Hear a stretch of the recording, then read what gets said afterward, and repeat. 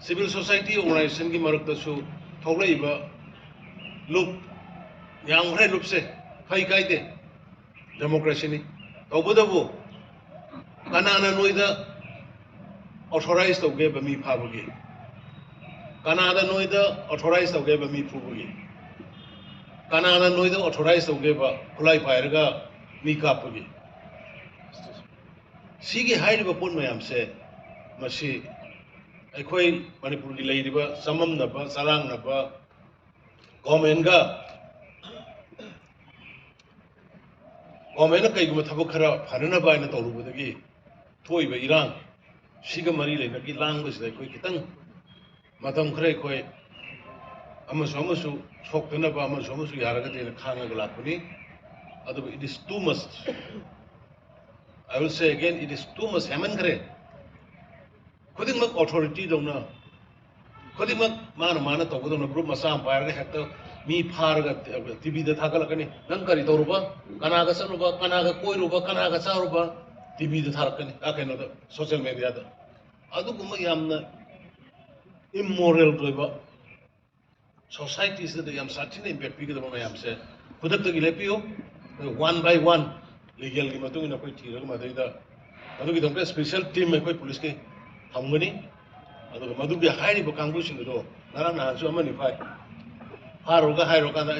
ai di khangje da dan tawru bani sunna ni wa hairu bani adu thak khong pai ra khoram ge da hai khong pai ra khoram madu din dimage de already done na adu gum madu ai ngasi gi sidai da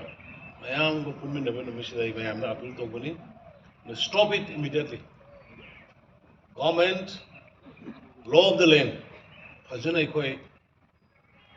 isai na ngatani haibigi ngahak sum yeng bani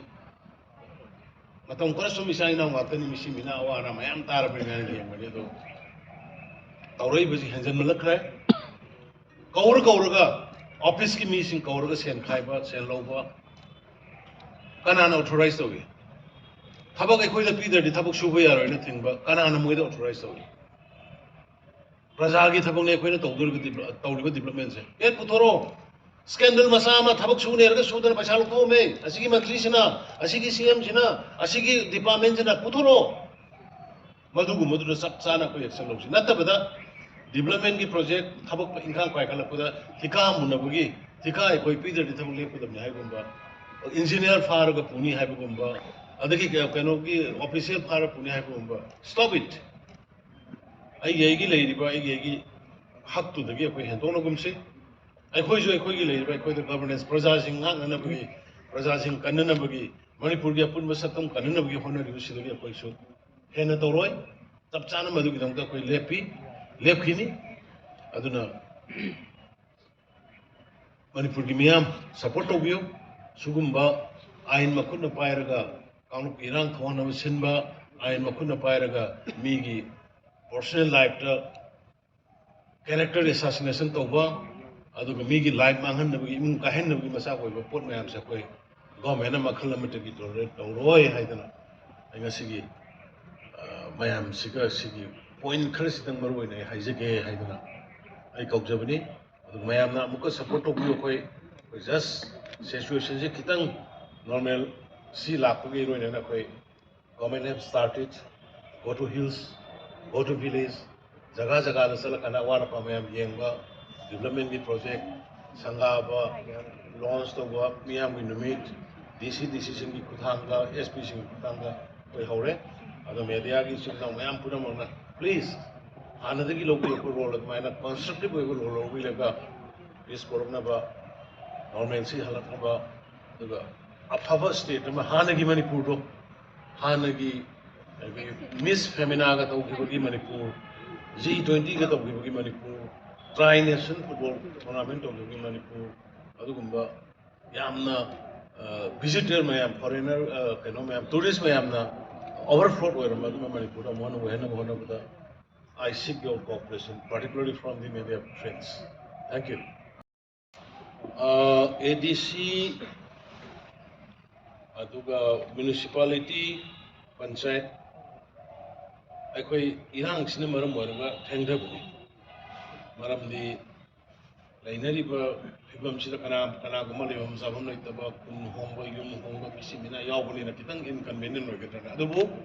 panchayat ꯐꯖꯅ ꯐꯪꯁꯟ ꯇꯧꯔꯤ through nomination ꯃꯦꯝꯕꯔꯁꯤꯡ ꯇꯧꯔꯀꯥꯟꯗ ꯄꯟꯆꯥꯌꯠ ꯑꯗꯨꯝ ꯄ꯭ꯔꯖꯥꯒꯤ ꯀꯥꯟꯅꯕꯈꯩ ꯑꯗꯨꯝ ꯐꯪꯍꯜꯂꯤ ꯑꯗꯨꯒ ADC-ꯒꯤꯁꯨ ꯑꯗꯨꯝ ꯑꯩꯈꯣꯏꯒꯤ deputy ꯀꯃꯤꯁꯅꯔꯁꯤꯡꯒꯤ ꯈꯨꯠꯊꯥꯡꯗ ꯍꯥꯟꯅ ꯑꯩꯈꯣꯏ ꯆꯤꯌꯥꯔꯃꯦꯟꯒꯤ ꯃꯈꯥꯗ ꯇꯧꯔꯝꯕꯅꯤ ꯑꯗꯨꯕꯨ ꯀꯣꯔꯠꯅ ꯆꯤꯌꯥꯔꯃꯦꯟꯗꯨꯒꯤ ꯃꯈꯥꯗ ꯇꯧꯕꯗꯨ ꯅꯠꯇꯕꯗ ꯇꯧꯕꯅꯦ ꯍꯥꯏꯕꯗꯒꯤ ꯍꯧꯖꯤꯛ DC-ꯒꯤ ꯈꯨꯠꯊꯥꯡꯗ ꯑꯩꯈꯣꯏ ꯇꯧꯔꯤ ꯃꯣꯏꯒꯤꯁꯨ ꯀꯃꯤꯇꯤ ꯁꯦꯝꯕꯒꯤ ꯑꯃ ꯇꯧꯁꯤ ꯍꯥꯏꯅ ꯇꯧꯅꯕꯗꯨꯒꯤ ꯐꯣꯔꯃꯦꯂꯤꯇꯤꯁꯇꯨ ꯏꯂꯦꯔꯥ ꯀꯃꯤꯇꯤꯅ ꯄ꯭ꯔꯣꯄꯣꯁ ꯇꯧꯔꯀꯥꯟꯗ ꯑꯩꯈꯣꯏ ꯃꯗꯨ ꯒꯚꯔꯅꯔꯗ ꯊꯥꯈ꯭ꯔꯦ ꯅꯣꯃꯤꯅꯦꯁꯟ ꯑꯃ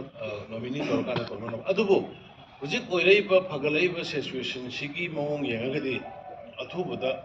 ꯑꯩꯈꯣꯏ ꯍꯥꯏꯔꯤꯕ ꯂꯣꯀꯦꯜ ꯕꯣꯗꯤꯒꯤ ꯏꯂꯦꯛꯁꯟꯁꯤꯡꯁꯦ ꯑꯩꯈꯣꯏ ꯇꯧꯅꯅꯕꯒꯤ ꯁꯔꯀꯥꯔꯅ ꯐꯤꯔꯦꯞ ꯂꯧꯔꯛꯀꯅꯤ ꯍꯥꯏꯅ ꯑꯗꯨꯃꯥꯏꯅ ꯃꯤꯅꯤꯁꯇ꯭ꯔꯤꯒ ꯃꯣꯏꯒ ꯋꯥꯔꯤ ꯁꯥꯕ ꯁꯥꯗꯕꯗꯨ ꯑꯣꯐꯤꯁꯤꯌꯦꯜ ꯑꯣꯏꯕ ꯑꯩꯈꯣꯏ ꯒꯣꯔꯃꯦꯟꯗ ꯀꯩꯁꯨ ꯂꯩꯇꯦ ꯆꯠꯂꯒ ꯎꯅꯕ ꯑꯦꯅꯤ ꯏꯟꯇꯔꯂꯣꯀꯨꯇꯔꯗꯤ ꯑꯦꯅꯤꯕꯣꯗꯤ ꯎꯅꯕ ꯌꯥꯏ ꯑꯦꯅꯤꯕꯣꯗꯤꯅ ꯎꯅꯕ ꯌꯥꯏ ꯑꯗꯨꯒ ꯐꯣꯔꯃꯦꯜꯂꯤ ꯑꯩꯈꯣꯏ ꯁꯨꯃꯥꯏꯅ ꯎꯅꯅꯤ ꯀꯥꯏꯅ ꯃꯤꯅꯤꯁꯇ꯭ꯔꯤꯅ ꯑꯣꯔꯗꯔ ꯊꯣꯛꯇꯅ ꯆꯦ ꯊꯣꯛꯇꯅ ꯁ꯭ꯇꯦꯠ ꯒꯣꯔꯃꯦꯟꯗ ꯅꯣꯏꯒꯤ ꯔꯤꯄ꯭ꯔꯦꯖꯦꯟꯇꯦꯇꯤꯚ ꯊꯥꯔꯛꯑꯣ ꯑꯗꯒꯤ ꯑꯩꯈꯣꯏ ꯇꯧꯗꯣꯔꯤ ꯀꯥꯏꯅ ꯑꯗꯨꯒꯨꯝꯕꯒꯤ ꯑꯣꯐꯤꯁꯤꯌꯦꯜ ꯑꯣꯏꯕ ꯑꯝꯇ ꯂꯩꯇꯦ ꯑꯩꯈꯣꯏꯗꯁꯨ ꯌꯥꯒꯅꯤ ꯃꯗꯨꯒꯤ ꯈꯨꯗꯣꯡꯆꯥꯗꯕꯁꯤ ꯍꯧꯖꯤꯛ ꯇꯁꯦꯡꯅ ꯍꯥꯏꯔꯒꯗꯤ ꯆꯠꯂꯤꯕ ꯂꯝꯕꯤꯁꯤ ꯑꯩꯈꯣꯏ ꯆꯠꯀꯦ ꯍꯥꯏꯔꯗꯤ ꯌꯥꯔꯕꯅꯤ ꯒꯥꯔꯤꯁꯨ ꯆꯠꯂꯤ ꯒꯥꯔꯤ ꯑꯇꯩꯗꯤ ꯑꯗꯨꯝ ꯂꯣꯏ ꯆꯠꯂꯤ ꯄꯦꯁꯦꯟꯖꯔ ꯆꯠꯄꯁꯤꯗ ꯈꯤꯇꯪ ꯔꯤꯛꯁ ꯂꯩꯕꯒꯤ ꯆꯠꯅꯗꯕꯅꯤ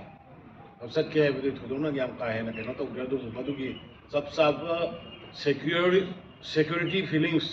ꯁꯦꯀ꯭ꯌꯣꯔ ꯑꯣꯏꯔꯦ ꯍꯥꯏꯕꯗꯨ ꯈꯜꯍꯟꯅꯕꯗꯨ ꯑꯩꯈꯣꯏ ꯒꯣꯔꯃꯦꯟꯗꯒꯤ ꯑꯩꯈꯣꯏ ꯏꯅꯤꯁꯤꯌꯦꯠ ꯇꯧꯔꯤ ꯑꯗꯨꯒ ꯍꯧꯖꯤꯛꯀꯤ ꯐ꯭ꯂꯥꯏꯠꯇꯨ ꯍꯟꯗꯛ 3 ꯑꯃ ꯂꯣꯟꯆ ꯇꯧꯔꯦ ꯃꯌꯥꯝꯅ ꯈꯪꯕꯤꯔꯝꯃꯅꯤ ꯐꯦꯕ꯭ꯔꯨꯋꯥꯔꯤ 16ꯗꯒꯤ ꯑꯩꯈꯣꯏ ꯏꯟꯗꯤꯒꯣꯒꯤ ꯇꯣꯉꯥꯟꯕ ꯗꯥꯏꯔꯦꯛ ꯗꯦꯜꯂꯤ ꯏꯝꯐꯥꯜ ꯐ꯭ꯂꯥꯏꯠ 2 ꯍꯦꯟꯒꯠꯂꯛꯄ ꯌꯥꯏ ꯃꯗꯨꯒꯤ ꯁꯕꯖꯦꯛ ꯇꯨ ꯀꯟꯐꯔꯃꯦꯁꯟ ꯑꯩꯈꯣꯏꯒꯤ ꯄ꯭ꯔꯣꯁꯦꯁ ꯑꯃ ꯀꯟꯅ ꯇꯧꯅꯕꯗꯒꯤ ꯃꯣꯏ ꯃꯗꯨꯒꯤ intimation amadi akoida lae Cycle MLA, huge number of poppy plantation is being carried out right now. So, will there be any further step for destruction on that? We are continuing for destruction of the poppy plantation all over the state, and today also our police team along with the paramilitary forces, Assam Rifles, Army, and the CRPF, BSF, and the state police and the forest department peoples. They are taken a step to destroying the poppy plantation in some part of the Kampupi area and in some part in the Cycle area. So we'll continue.